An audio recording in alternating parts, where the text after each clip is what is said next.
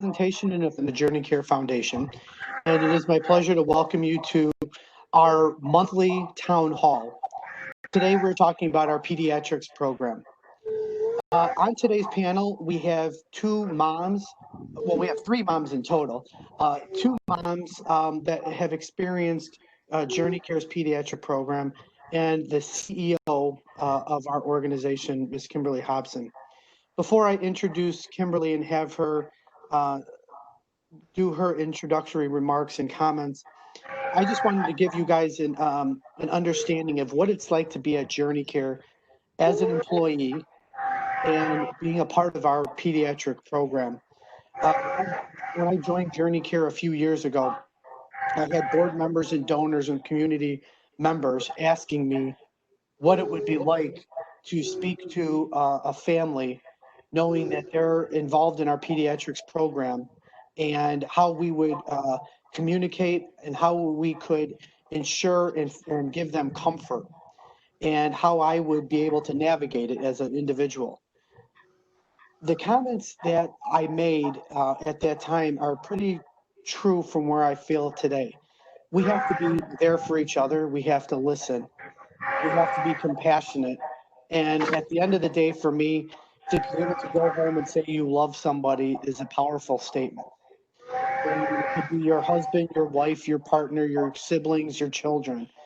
But I think especially with where we're at today, saying I love you and in that moment is something that we shouldn't take for granted. So with that being said, I have the pleasure of working alongside Kimberly. She's been our CEO for almost a year now. She's been involved with our organization for about 5 years in total.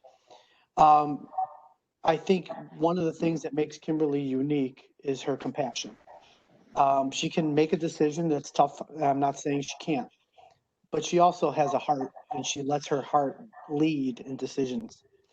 And I think for our organization, that's what separates us, is our heart. So with that being said, I would like to introduce the CEO of JourneyCare, Ms. Kimberly Hobson.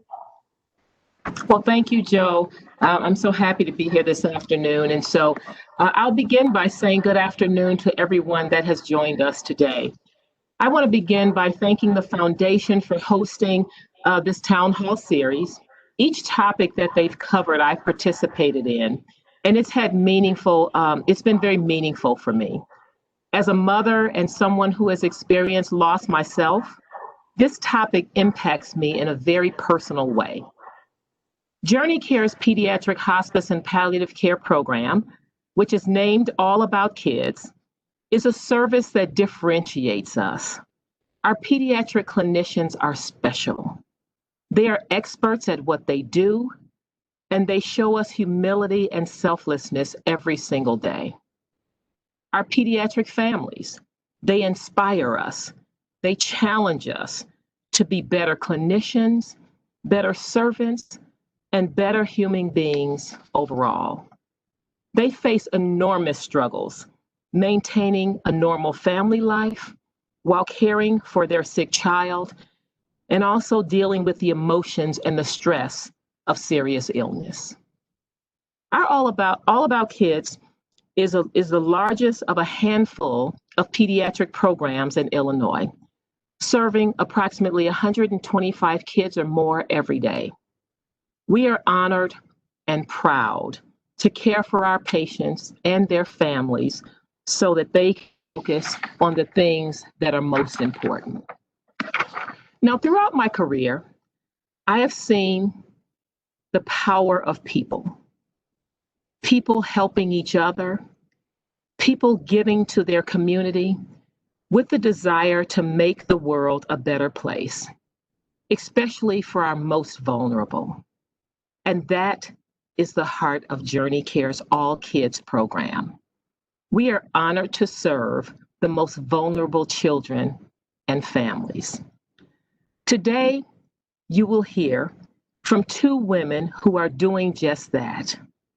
They are mothers of children that have experienced the love and the compassion of our All Kids pediatric program. They are also advocates for programs that serve the pediatric population with the goal of raising awareness of the obstacles facing families living with a sick child. And so at this time, I would like to introduce Cathy McCann. Cathy is the mother of Sadie. She's also a founding board member of JourneyCare, and she's a friend of many throughout the JourneyCare family. And so, Cathy, thank you for being with us today. Thank you, Kimberly, for that kind introduction. So I was invited here to tell my story and to tell my daughter Sadie's story. My daughter, Sadie Elizabeth, was born on April 29th, 2010. She was born after a relatively uneventful, normal pregnancy. The first indication that we had that something was not right was pretty soon after she was born.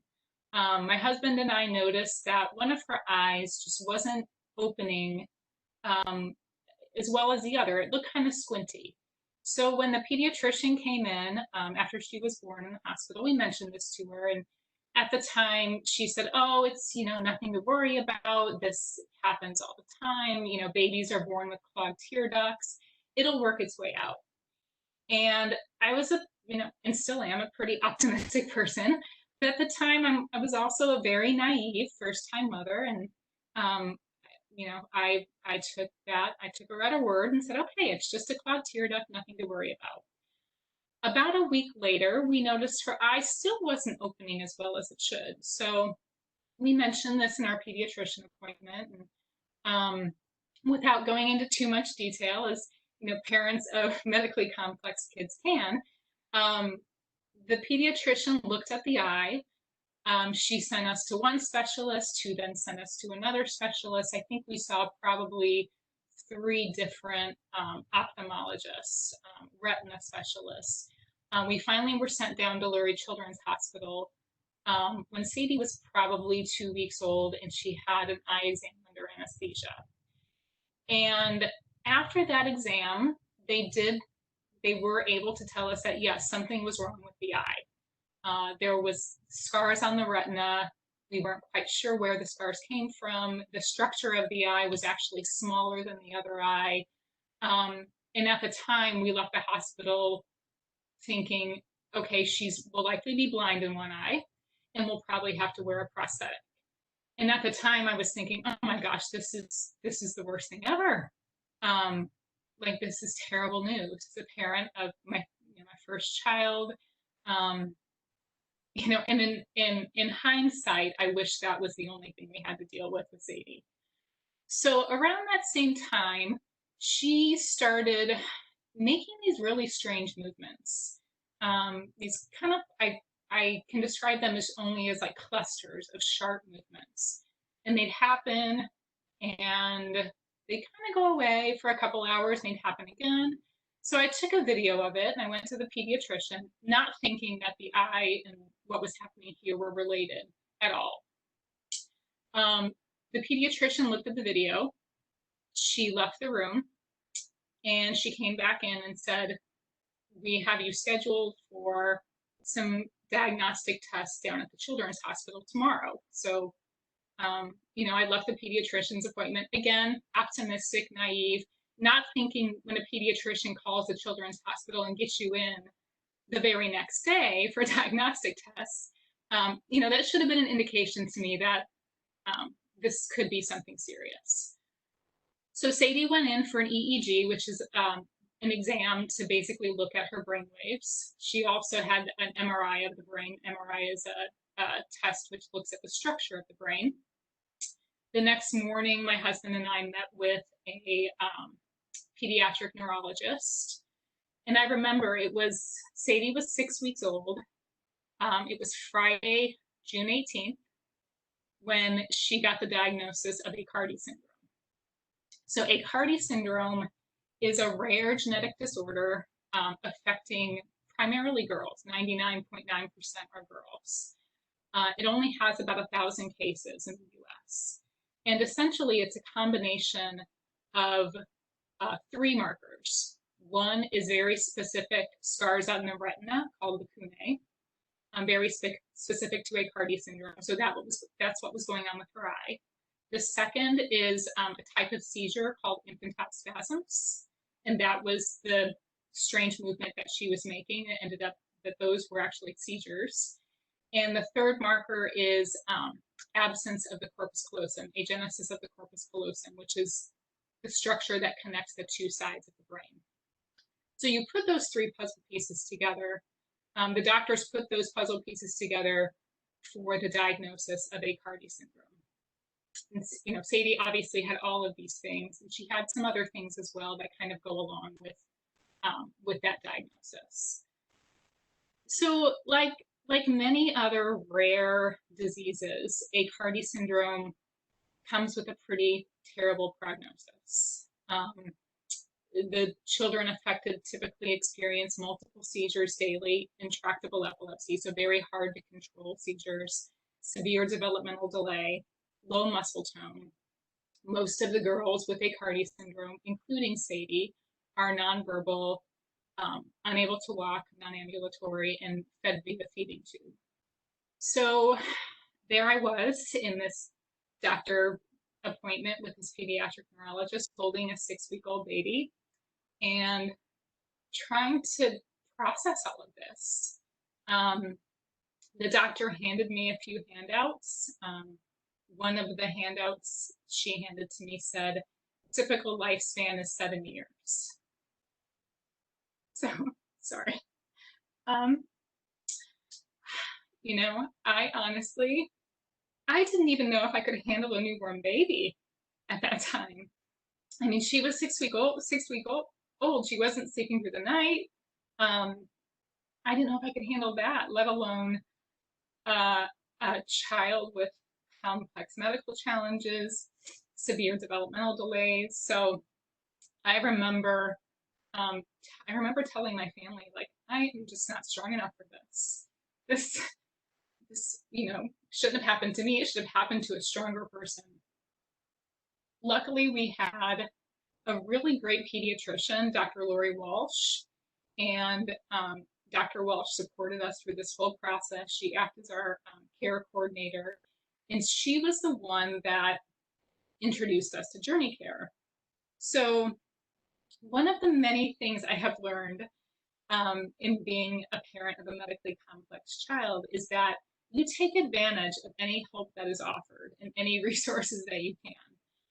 And I certainly did. So I reached out to JourneyCare, and I felt like from there, a weight had been lifted off my shoulders. JourneyCare connected us to nurses who would visit our home periodically. They would monitor Sadie's vital signs. It's amazing how much you learn. I am not a medical professional by any stretch of the imagination, but it's amazing how much you learn in the medical field when you're forced to. So nurses would come in, they would check Sadie's vital signs, they'd check her pulse, oxygen levels, listen to her lungs. They'd also talk to us about her care, answer any questions we had about issues with doctors. So those two primary nurses, their names were Michelle and Heidi. Michelle and Heidi, their visits were, I mean, they were great. You know, being a parent with a medically complex child is very lonely. You know, your friends and your family don't want to hear about oxygen levels and, you know, what the pulse ox is saying and things like that. They don't want to hear about that all the time. So I was able to talk to Michelle and Heidi about those concerns, but also importantly, because they were able to do all that care at home, they kept Sadie out of germ-filled pediatricians' offices. They kept her out of emergency rooms because they were able to do blood draws. They were able to check her, you know, get urine samples, do other basic diagnostic care in the safety of our home, which really ensured protection for Sadie's fragile immune system. So in addition to all of that, you know, I think what was also helpful for us were the many things that Michelle and Heidi did above and beyond what I'm sure this was not in their job description. So I'll just give you a few examples. My husband was out of town one time when Sadie's oxygen level started dropping. We had oxygen tanks at home. We were able to, do a little bit of that at home, but I knew that we needed to get her to the hospital. And I was not comfortable with putting her in an ambulance, nor was I comfortable driving in the front seat of the car and, have her in the back seat of the car and not be monitored. So I called Heidi, our JourneyCare nurse. Heidi dropped everything. She drove to my house. She sat in the back seat of the car and monitored Sadie's oxygen levels and monitored Sadie's well-being until we got her downtown to Lurie Children's Hospital, until my husband could get there and provide some support. And if that wasn't enough, she also agreed to go back to our house, take our dog back to her home with her, and watch our dog until Sadie was out of the hospital. Another example was when Sadie turned 3 and she was transitioning into the school system. There's something called an IEP. For those of you that aren't familiar with it, IEP is Individualized Education Program, or Individualized Education Plan, which is basically a written document that outlines the services that children with special needs get in the school system. So Michelle actually attended Sadie's first IEP meeting in a room with about 34 people. And Michelle advocated for Sadie to have a one-on-one nurse when she went to school, because it was important to Michelle that Sadie be monitored appropriately during the school day. And it was important to me as well, but to have another nurse there saying that, I think just added greater weight to that conversation. And then Michelle also came to our home just days after she had a surgery of her own to attend an appeal meeting with the Illinois Department of Rehabilitation Services, who had denied us for overnight care. So they were coming to evaluate for an appeal meeting. And Michelle came, advocated for Sadie, and we got the overnight care that she needed. So both Michelle and Heidi are incredible human beings. They are both friends of our family to this day. But there was also a lot of other people involved with JourneyCare that assisted us through our journey. So Beth, who was Sadie's music therapist, Dana, her massage therapist, all made home visits. Sue provided respite to our family. Eventually she became a CNA with JourneyCare. Like I said, being a parent of a child with medical complexities can be lonely, and JourneyCare connected us to a parent support group of other families, which is how I met Nicole, who you'll hear from after this. How I met a lot of other parents in the Chicago area was through JourneyCare. And then finally, when we knew it was time to let Sadie go, we reached out to Michelle, one of Sadie's JourneyCare nurses, and she was with us at the hospital during Sadie's last minutes. And she helped guide us through a lot of tough decisions, and even accompany us to the funeral home as we made some decisions about how to honor her life. So while Sadie was only with us for a short 3.5 years, the impact she made lives on. My husband and I started a charity called the Sadie McCann Fund, which is a charity that assists other families who have a child with Acardi Syndrome. As Kimberly mentioned, I serve as a board member and a donor for JourneyCare's Foundation. I want to highlight as well that a lot of these services that our family received aren't covered by insurance. So most parents can't pay out of pocket, especially on top of all the other expenses they have dealing with this child with medical complexities. They can't pay out of pocket for music therapy or for massage therapy, or to have nurses come into your home and monitor. So support from donors is so vital to JourneyCare and to support programs like this. So that whole team kind of wrapped around and provided me the strength that I didn't think I had, and helped us navigate this very difficult path. So thank you for listening to my story. Thank you for being here, and thank you for your support. Cathy, I just want to say on behalf of all the JourneyCare family, if we could give you a hug right now, we would. Not that we're virtual, but you have been a champion for our organization. You have been a champion for pediatrics. When we say the word JourneyCare family, it truly is a family. Your leadership, your help, your story has inspired people, and our clinicians are amazing. Just to sit around when they're talking and hear their stories and how and what they do for families, you know it's not happening between 9 to 5, Monday through Friday. Your calls of our family members come in at all hours of the day, and we just want to say thank you for what you have done. You inspire us. Our clinicians are amazing, but it's because of the fact that we have amazing families we work with, and it's a pleasure to be and affiliated with your organization. So thank you, Cathy. Thank you, your husband. He met him a few times. He's a great guy. And again, nobody can do this alone. And we are proud to have you part of the JourneyCare family. So thank you. Well, thank you for having me. A woman that I'm going to introduce, I've only had the pleasure of meeting today.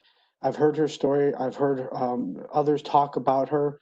Nicole Tyszkiewicz is going to talk about her daughter McKenna's story.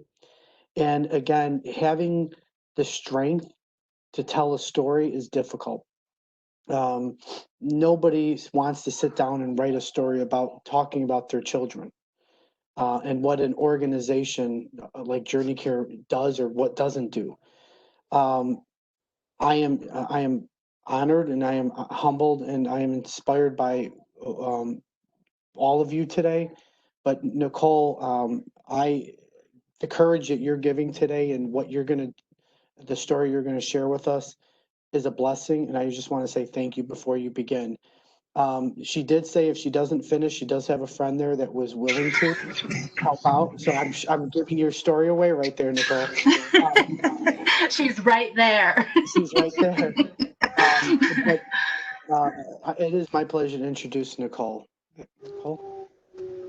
Okay, so this is the first time that I'm speaking, telling McKenna's story since she passed. And so I'm going to be a hot mess, and this is going to be a bit therapeutic for me. I'm going to cry my eyes out, and you guys get to be on the receiving end of my grieving. So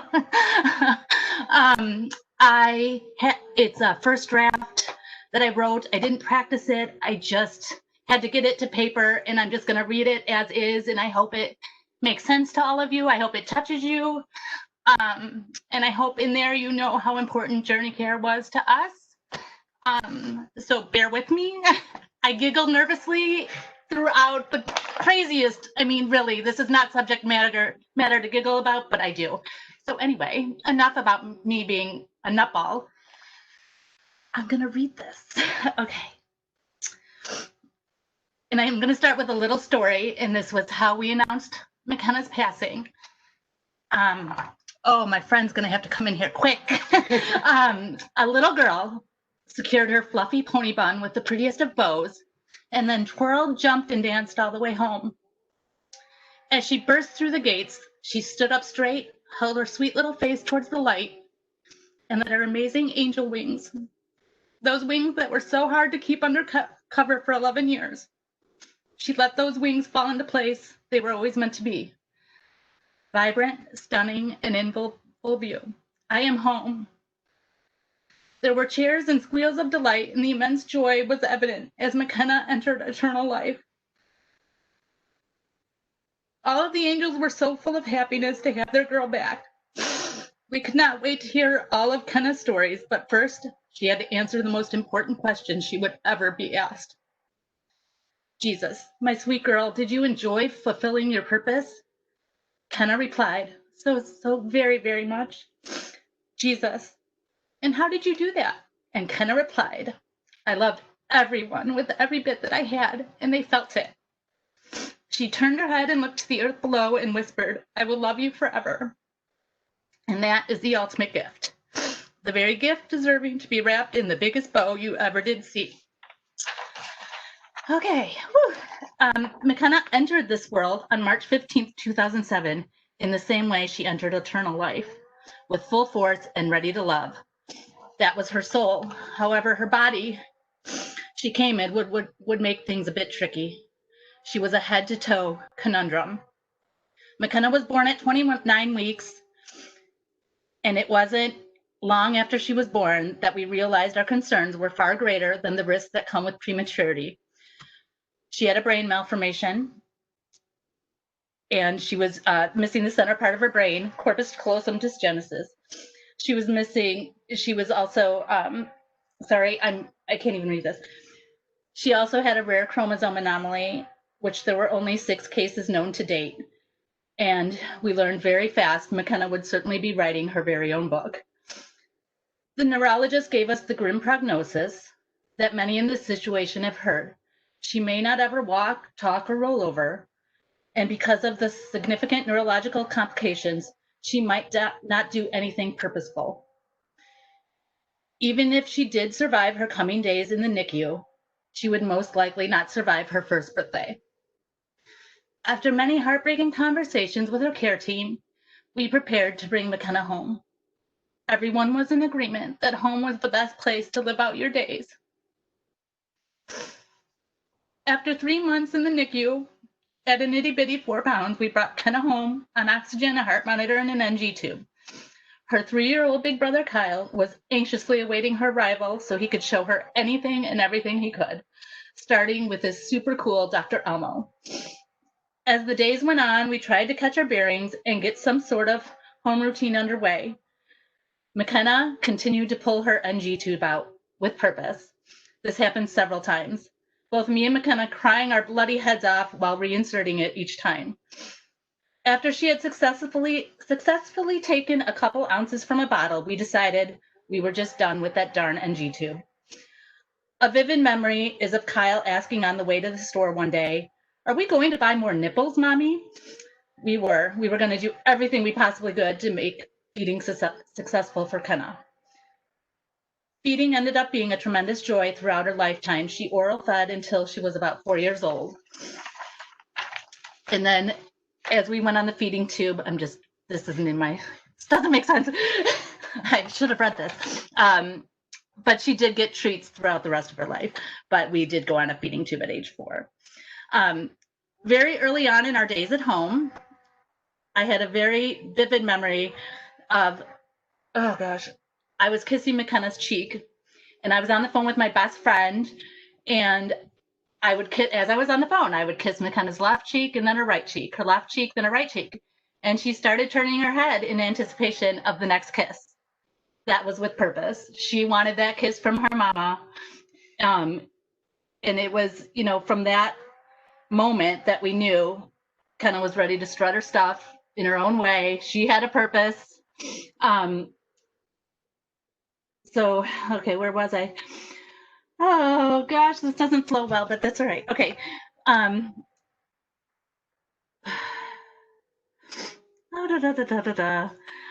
We were spending several hours a week with our therapist at Easter Seals.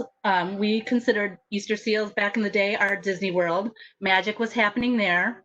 By no means were there any typical milestones to report, but in McKenna's world, each day brought something new to hold on to and cherish. And let me tell you, when this little girl started to smile, it was the biggest milestone you can imagine, and it was beautiful, and it was purposeful as well. She even went to school for a short period of time. She went for 6 weeks, and she was a star pupil in her class, and she obtained the Brightest Smile Award as well. But shortly after starting school, after 6 weeks, she had her first aspiration pneumonia. She was 3 years old at the time. And after a month-long medical scare, we knew that she would now need a feeding tube, a central line, and she would require surgery for that. And she would also need to have open heart surgery that coming fall to repair an ASD, the hole in her heart. And it was just by chance that one of the nurses at Central DuPage Hospital had worked for JourneyCare. And that, again, it was just a fluke that I feel that we had that conversation. I'm so thankful that we did, but it was presented as hospice. So that led to a whole lot of other conversations I was not ready for. But then we learned about palliative and the idea of comfort care. Truly, I just felt like from day one, we should have gone home from NICU with a palliative team because hell, we needed comfort care every second, every minute. But anyway, that is how we started with JourneyCare. And the first time I met Sheila, beautiful Sheila, it was so crazy when we got back home. I was 9 months pregnant. I had to go to the OB. I had no time to fit in like these new people, like, right? I didn't know how incredible these people were. And it was just more appointments and I was getting frustrated. And, you know, she was so kind and she's like, well, I can meet you at your OB's office while we're, you know, like, well, because that's all I could fit in, you know? And so she met me at the OB office. And honestly, it was such a godsend that she was there because I was there for non-stress test and I passed out cold. And I can't imagine the other nurses in the OB office being able to take care of Kenna while I'm passed out. You know, Sheila was able to step in. And again, it was just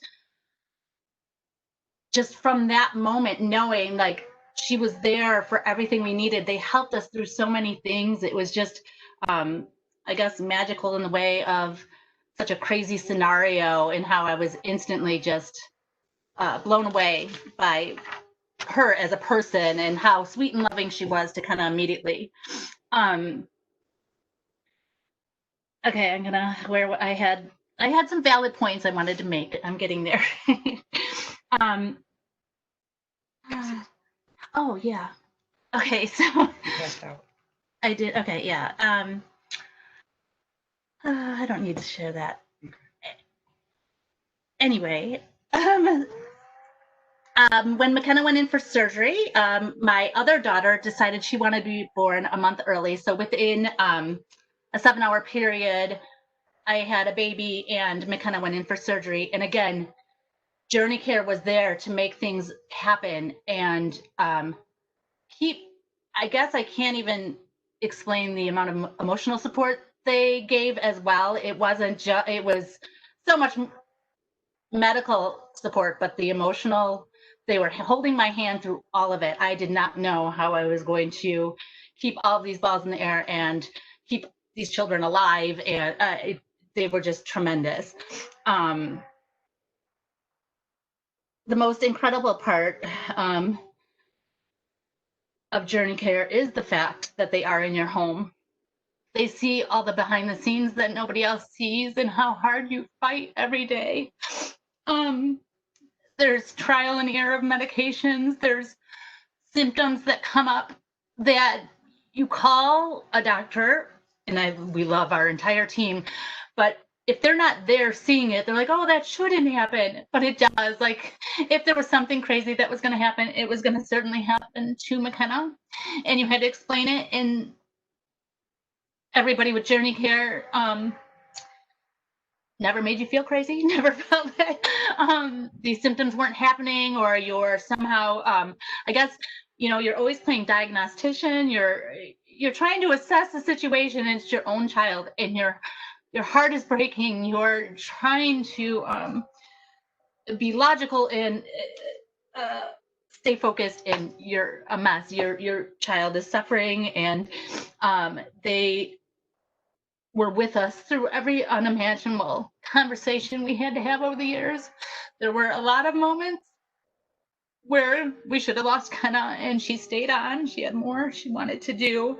I think the fact that JourneyCare also saw the 5 of us for who we were meant a great deal to us. Nobody can truly know what you go through, and like Cathy was saying, it's hard to fully explain it because you get tired of hearing your own voice. You get tired of these conversations. You just want to be like everyone else. You don't want to be the rain cloud on anybody's day. And but you're fighting every day for their life. And in our situation, my husband's trying to work and keep the bills paid and keep his wife from losing it. And we had our son who was supposed, he saw himself as McKenna's protector, and he couldn't protect her. And he was heartbroken to see her suffering. And Kelsey was, saying past tense is brutal, but Hannah and Kelsey, best buds, and the fact that they could support the siblings as well as my husband. I think Cathy can also attest. We are women, we are moms, we can talk, we are talkers, we are gabbers. The men don't have a lot of people to talk to, and the siblings just, it's hard for them to find their place. And with the child life specialist, Jennifer was amazing. With Kyle, he adored her so much. She would be rooting for him for hockey, and then just projects for them. But the chaplain, Joel, could help communicate with Mike and give him an outlet, as well as then, the music therapist, massage therapist, Beth and Dana, just everybody who came into our house. Like I said, you felt seen and heard. They're your family. And I think something that they would say that has continued to carry me through these hard times is they always would say, we walk in the door and we feel the love here. And it's so important that they said that. Like, that is so healing. That they saw beyond all the medical needs, right? They saw us as a family, 100% a family. And I guess even though we withstood so many traumatic experiences together, I just, all the memories of JourneyCare are beautiful. I mean, honestly, I picture the pretty goofy jokes me and Sheila would tell, like we, just so many sweet moments that were just beyond the trauma. They just, such great people. I'm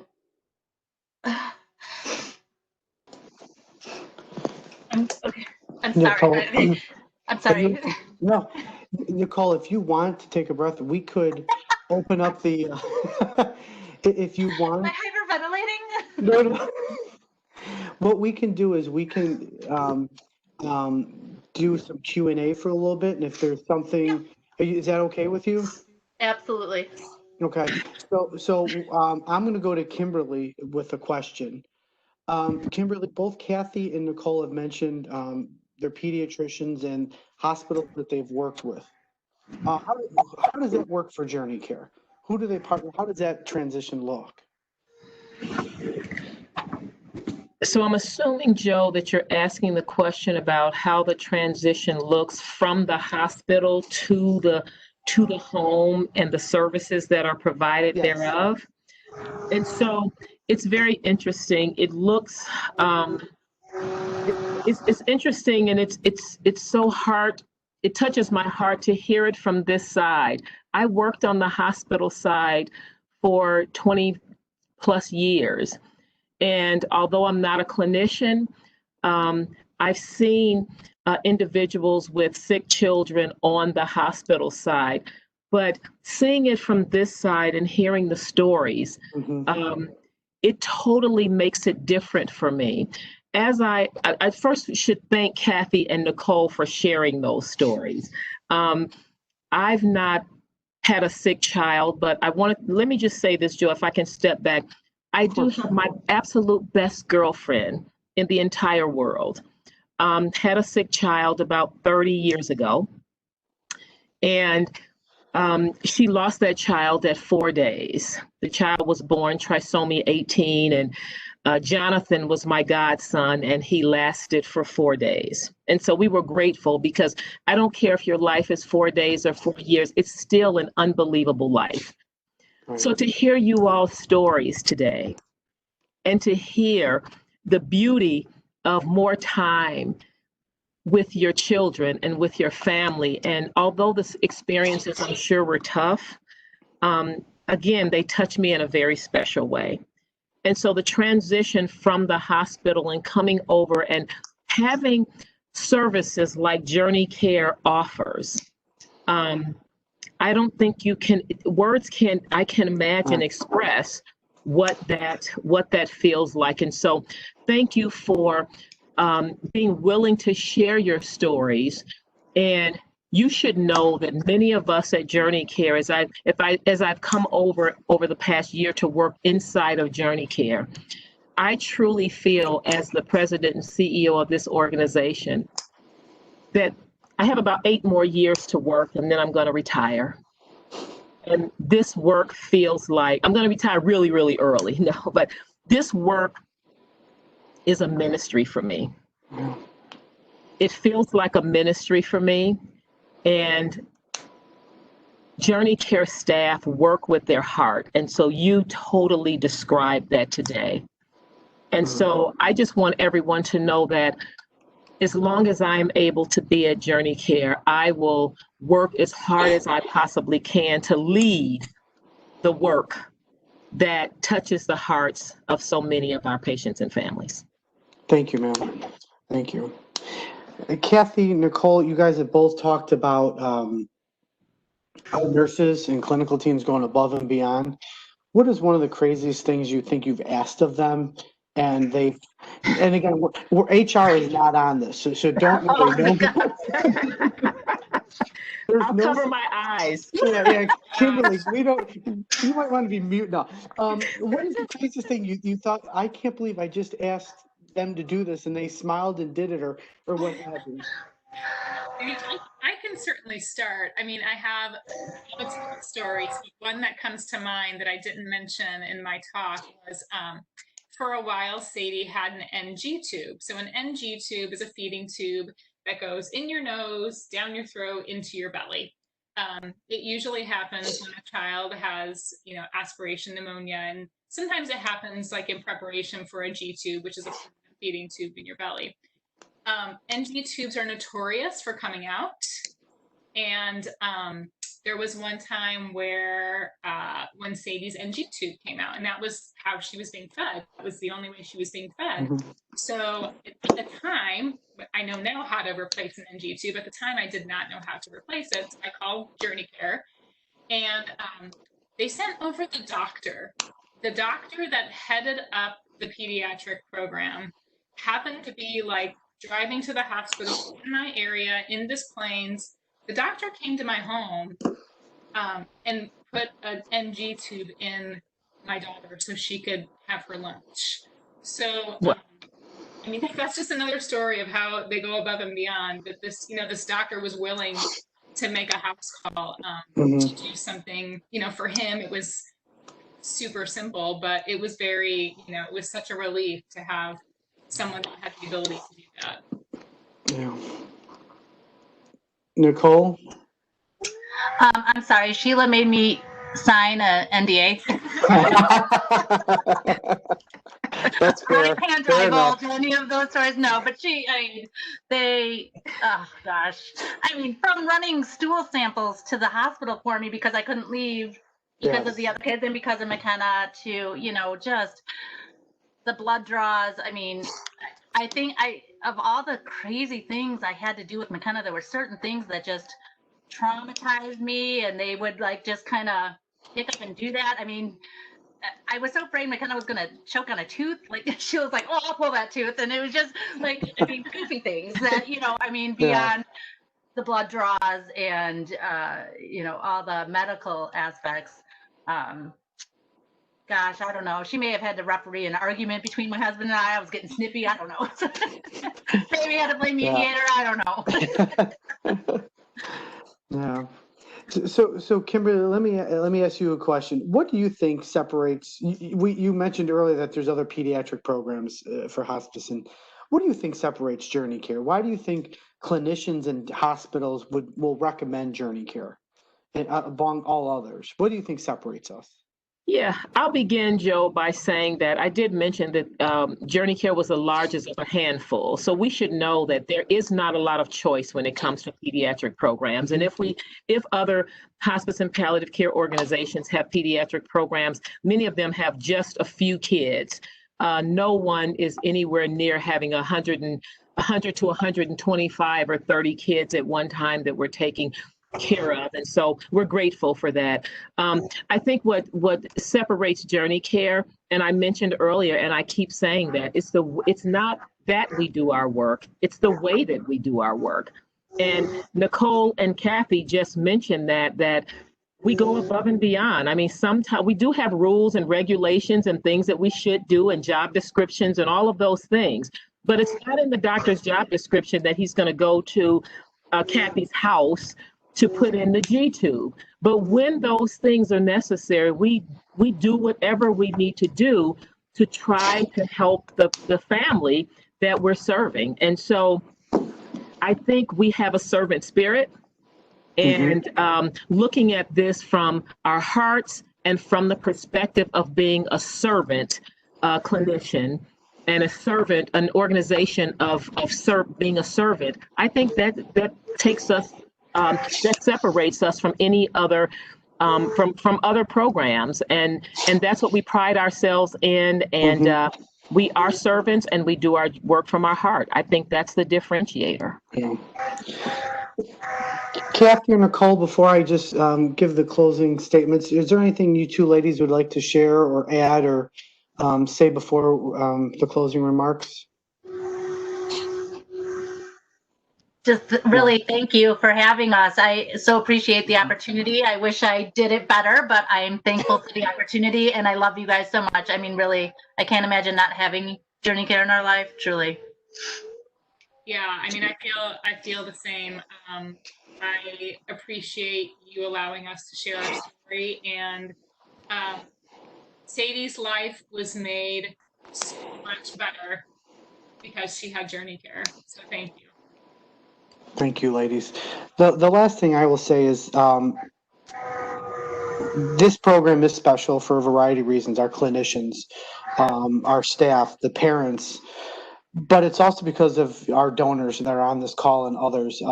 They want to make sure that the families are a family unit and that money is not an issue when it comes to buying a bathtub, buying the type of formula or what have you. And I just want to say thank you to our donors.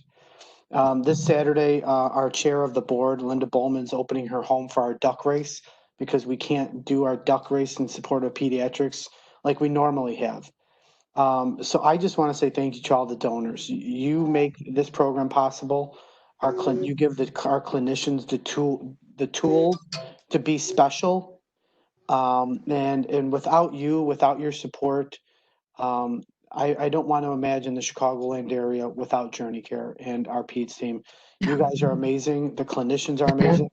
I've had the opportunity to meet with our nurses, and they're a rowdy bunch. They'll tell you like how it is, but you know it's coming from the heart, and from that you just want to do your job better. So, to our donors, our community partners, just thank you.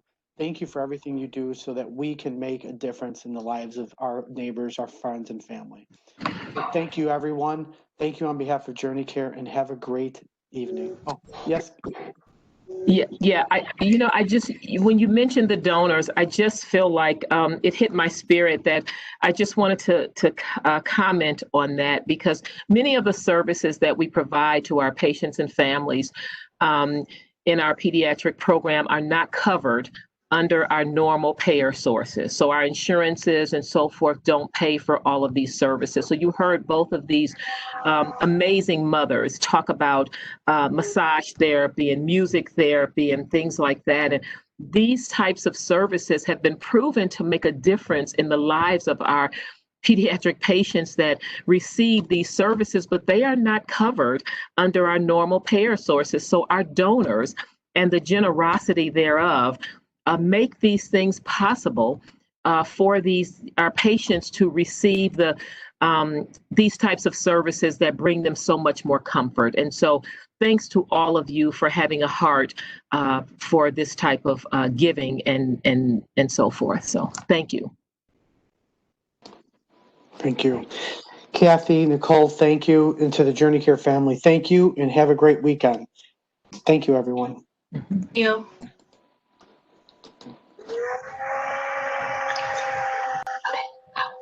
Next.